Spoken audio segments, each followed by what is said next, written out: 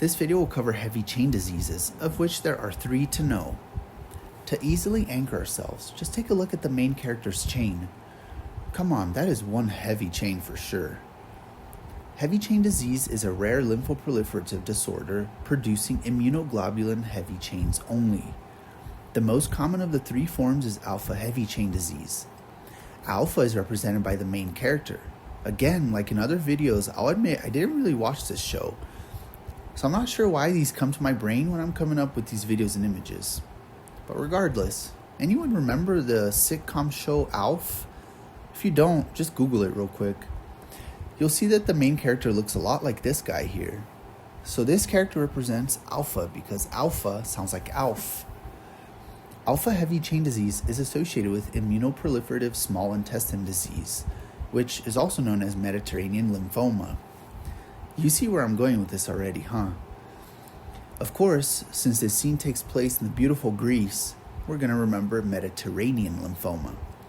Mediterranean lymphoma is stimulated by Campylobacter jejuni infection, which is why our character is camping and also cooking some sausage.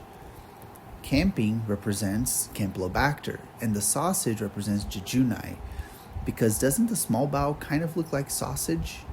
You're welcome. Gamma heavy chain disease is less common and it tends to resemble marginal zone lymphoma and lymphoplasmacytic lymphoma. Let's break this down. Look at this character over at the top of the cliff. Doesn't that look like Walter White? Well, Walter White represents Waldenström's, which is a form of LPL, and will help us remember LPL. This is because Walter sounds like Waldenström's. Next, since he is right next to the cliff, and cliffs are basically margins, we will remember that gamma heavy chain disease can look like marginal zone lymphoma. To remember that we are referring to gamma heavy chain in this section of the image, we have Walter White holding a Ghana flag, because Ghana sounds similar to gamma. The last thing to remember about gamma heavy chain disease is its association with rheumatoid arthritis, which is represented by this rent-a-toy booth, because rent-a-toy sounds like rheumatoid.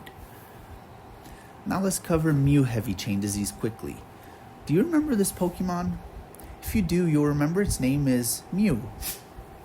This Pokemon is hanging out in this cloud.